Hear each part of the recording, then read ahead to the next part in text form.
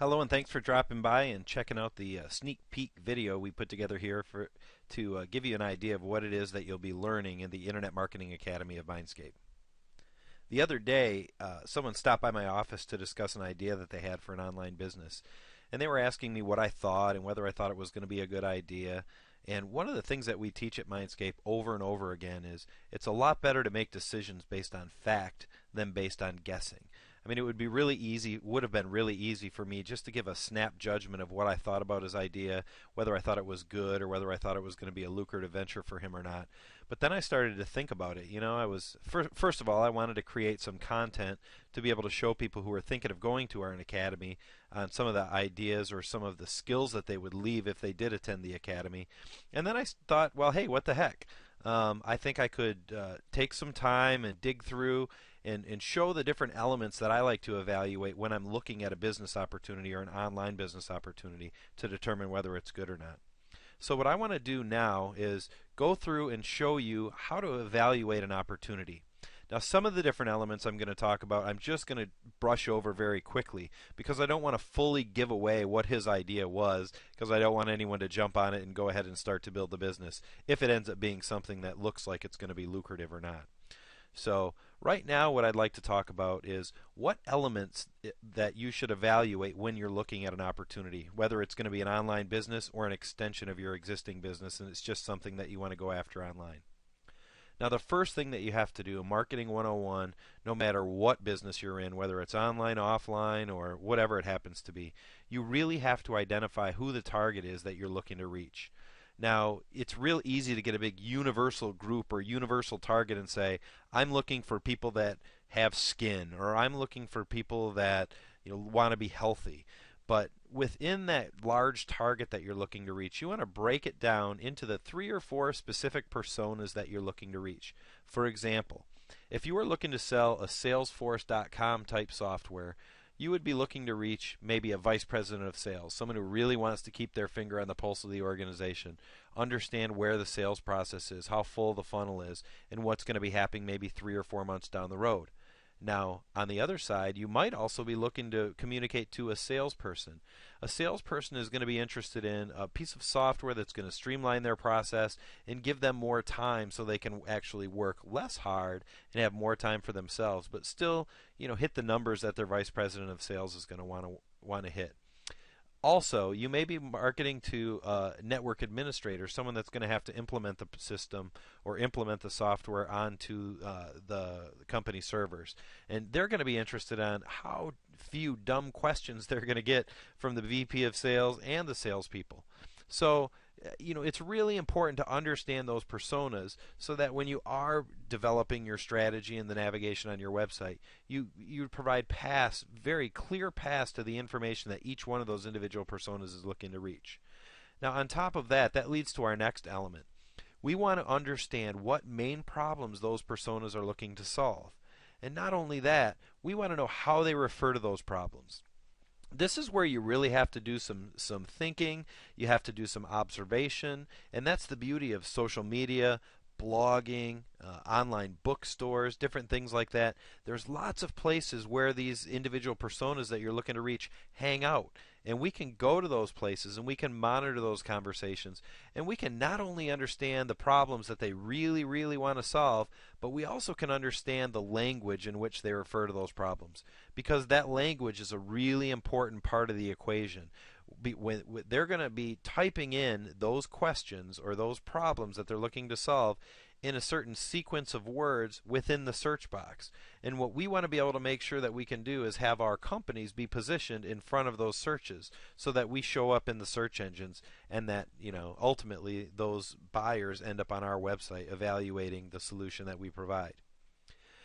We also want to understand, once we understand the way that they're referring to those problems, we want to know what the available search opportunity is. For instance, if we find that there's a problem that lots of the people lots of the personas that you're looking to reach are trying to solve, but they're only searching for it 100 times a month, then we've got an issue. It's going to be really difficult to be able to justify the amount of time and attention it takes to go in and build your presence and position yourself in front of those searches if they're only searching at it 100 times a month. So it's really important that we define that.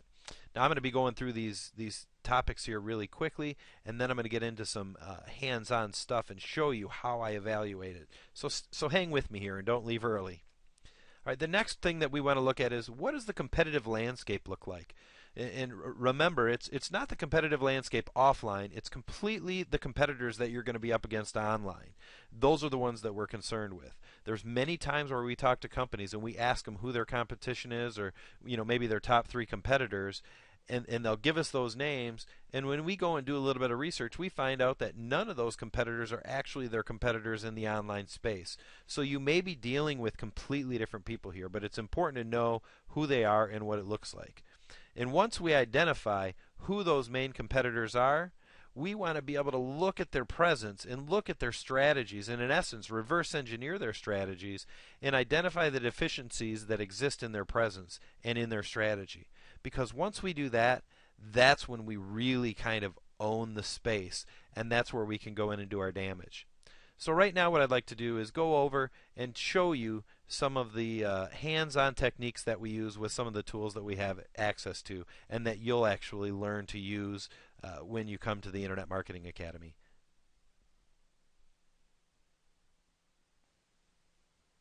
Okay, so now that we've identified who the main personas are that we're looking to reach, and we've taken some time and identified the main problem that uh, all of those personas are basically looking to overcome. And the main problem is how to choose a college. So I've gone here to Google, the Google keyword tool, and what I'm going to do is type in how to choose a college, and then we go down here and fill in the CAPTCHA data and hit enter. Oh, typed in the wrong stuff. Okay, now what this is going to do is it's going to go and it's going to check against all of the databases here in Google, and we're going to start to be able to identify how much search or available search volume there is, or what the available search opportunity is.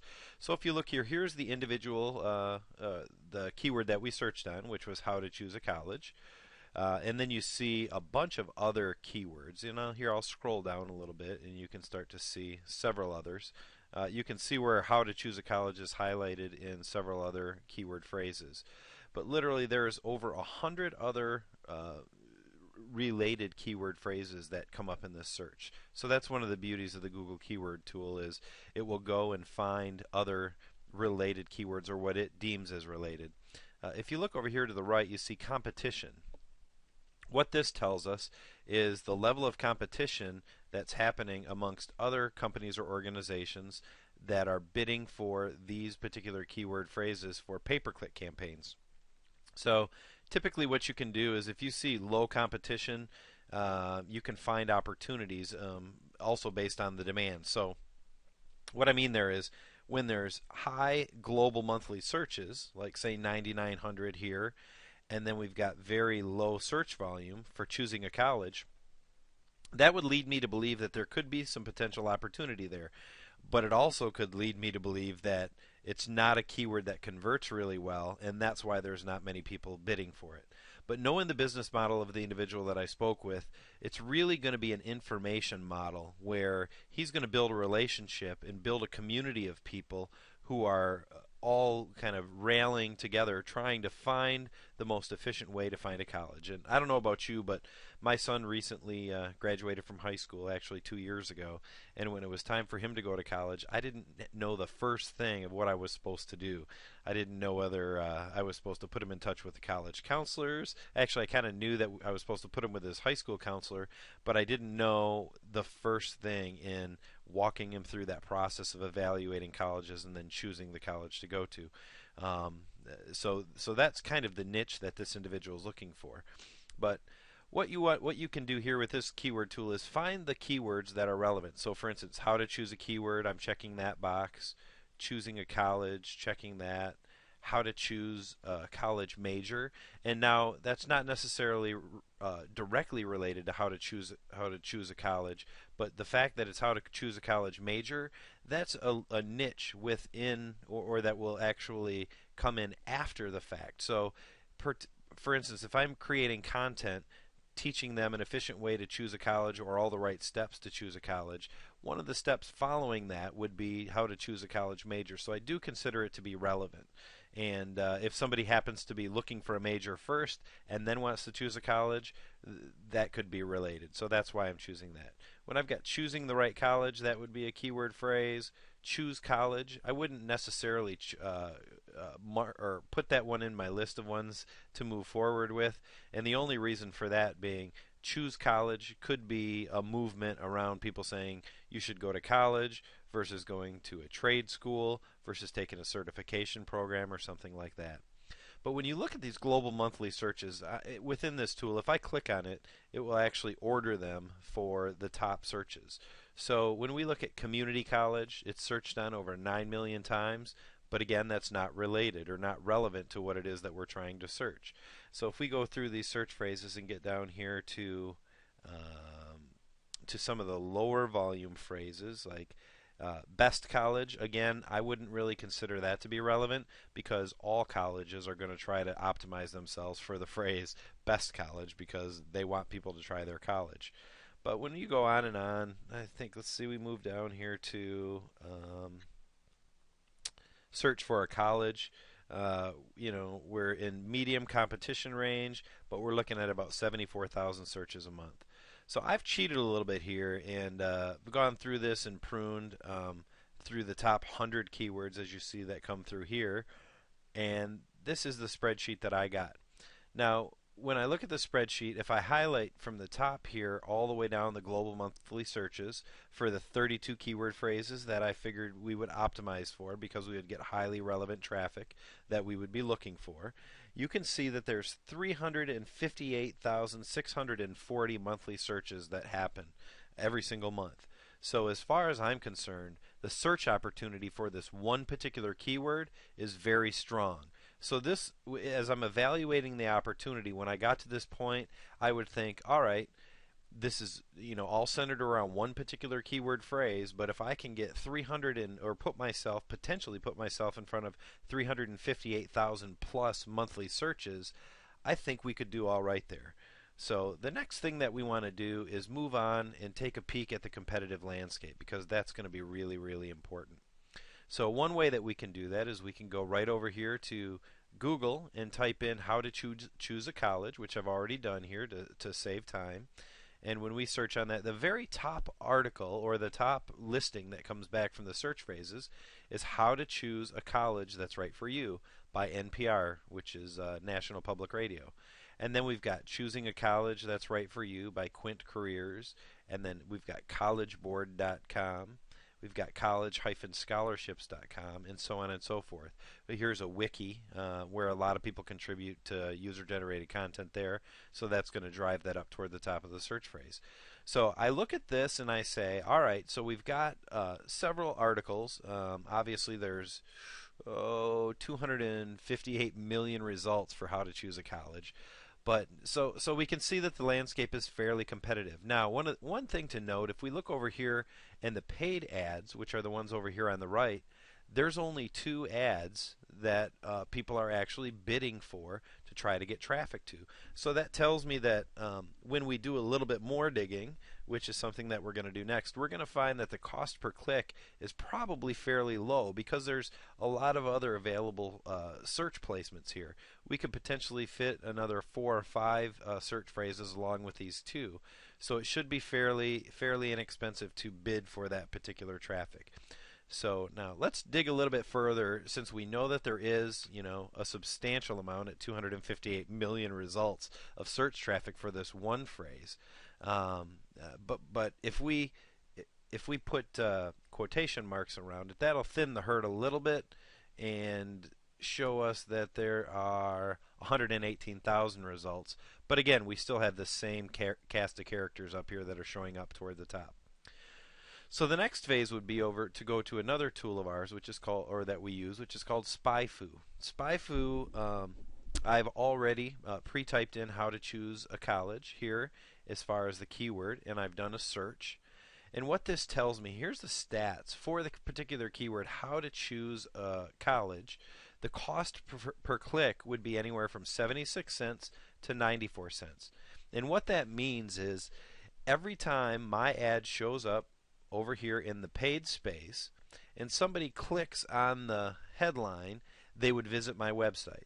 Now, every time they click on that particular ad, they'll visit the website, and I'm going to pay between 76 and 94 cents. Now, when my ad shows up and nobody clicks on it, it doesn't cost me anything. So that can be fairly cost effective. This also says that clicks per day, you'll receive about half a click per day, and you'll receive about, it'll cost you about 26 to 54 cents per day to run ads there. Now, when we go back here and we look at how to choose a college,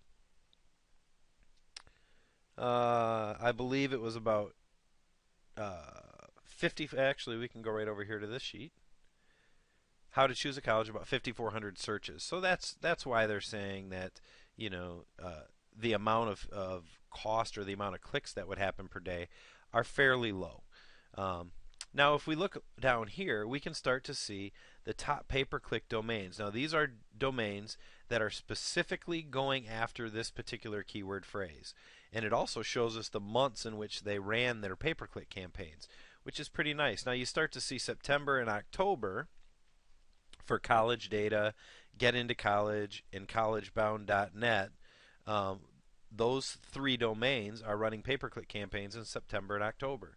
You notice November and December, there's none that are being run by those domains or any of the domains that are listed here. And then January, one of them happens to run a pay-per-click campaign.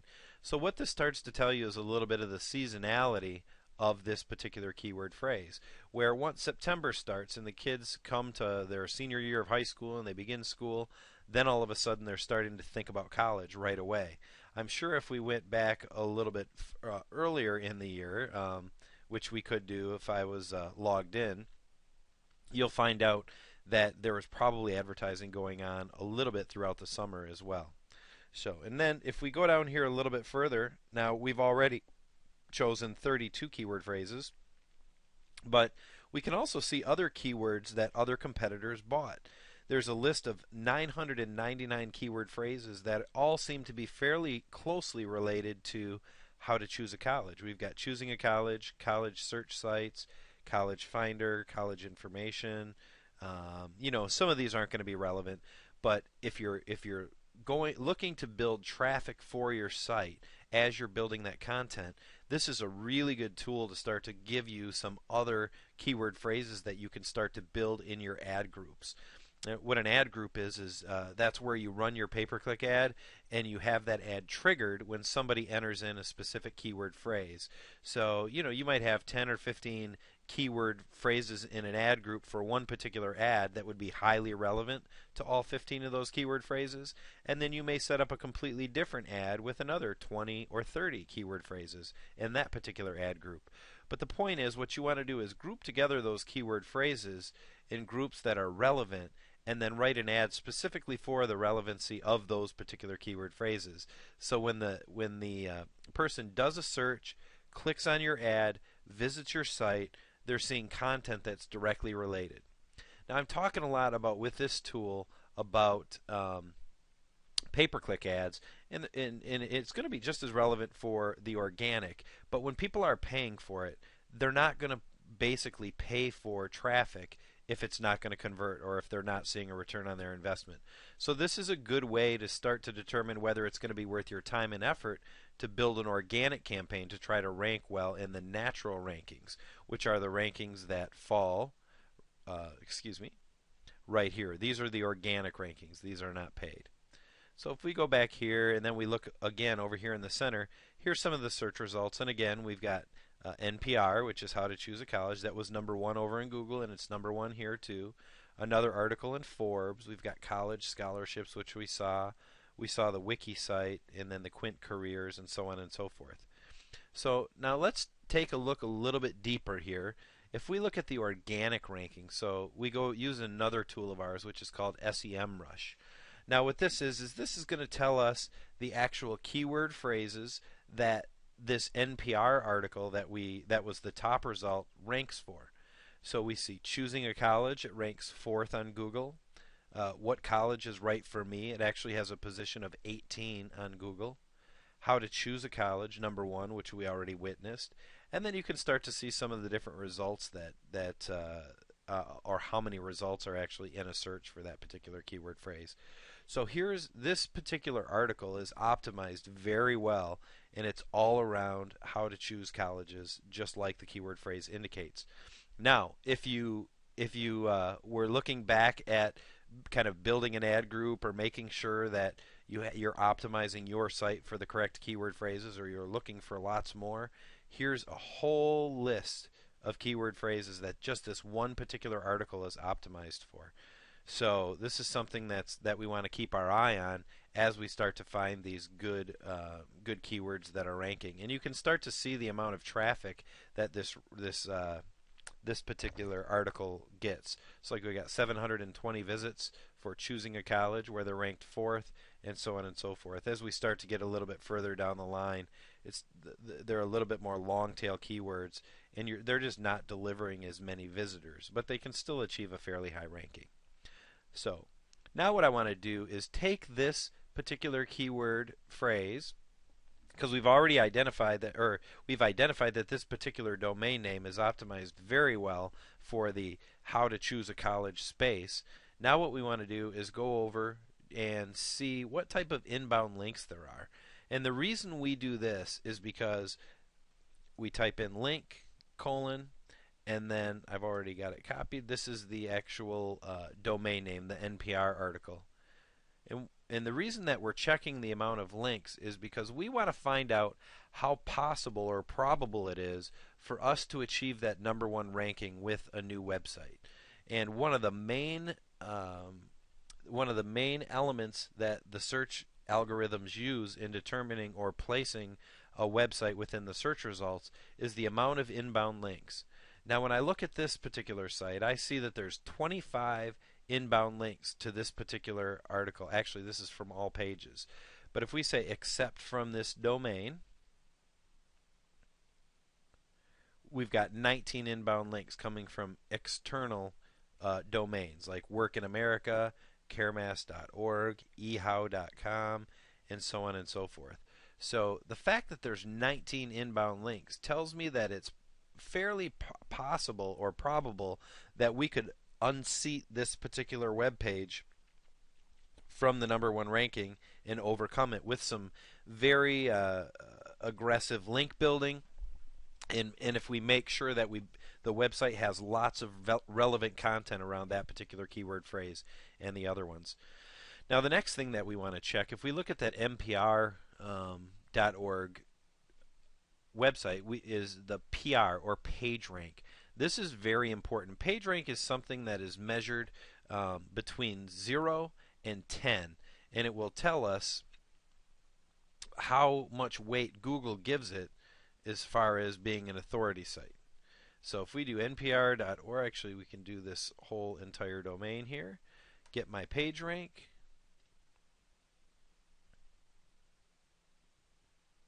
Okay, and we find out that this particular page has a Google page rank of 9 out of 10, which is very, very substantial. So the chances of us maybe unseating it from a number 1 spot may be difficult unless our site is a real hit. Although we can beat it and we can do better in the inbound link section fairly easily by being aggressive, that page rank is something that's going to be really difficult to achieve in any short period of time. Now, if you look at the domain name age, it's been around for 17 years, so it's been around for a really long time. It does have inbound links. The type of inbound links that it has, we've got .org sites, which are typically pretty good. We've got some education or some .edu domains in here if you dig a little bit deeper, and so on and so forth. So those are in eHow is a pretty domain or a website that's given a lot of credibility by the search engines. So this particular keyword phrase to rank number one would be pretty difficult, but we could certainly rank, higher. We could get up there, within the top page of Google fairly easily. But of course, it's going to take us a little bit more digging, and we would have to do these exercises with some of the other sites. We would want to do some expanded keyword research because that may not be the number one keyword phrase that we want to go after or that particular flavor. But anyway, that's the hands-on portion of this particular video. I just wanted to give you a good idea of some of the tools that we're going to teach you how to use. Obviously, I went over this very quickly, but we're going to spend a lot more time and going in it a lot more in depth, and we'll be showing you how all of this will apply to your particular keyword or to your particular website. Well, thank you very much for making it through this video and putting up with the stuttering and stammering and obvious unscripted video footage that I did there in the do-it-yourself portion or the hands-on portion of the video. But I just wanted to give you an idea of how quickly and easily you can evaluate an opportunity. My verdict for this particular keyword phrase is that I don't have one yet. I believe that there is definitely a lot of search opportunity. I believe that the main problem that people are looking to solve is definitely out there, especially judging by the amount of content that's been written on the area. I think the competitive landscape, although difficult, is not anything that can't be overcome. I believe that the main competitors are competitors that we can either build good relationships with and actually complementary relationships. And I also believe that there are some gaps that exist. But it's going to take some more keyword research, a little more expanded keyword research. But I think we'll definitely be able to find a place for this particular niche for the gentleman who I spoke with earlier last week. So thanks a lot. Just wanted to get this together and get it out to you just to give you an example of what's going to be coming up in our Internet Marketing Academy in May. Have a great day, and I'll talk to you later.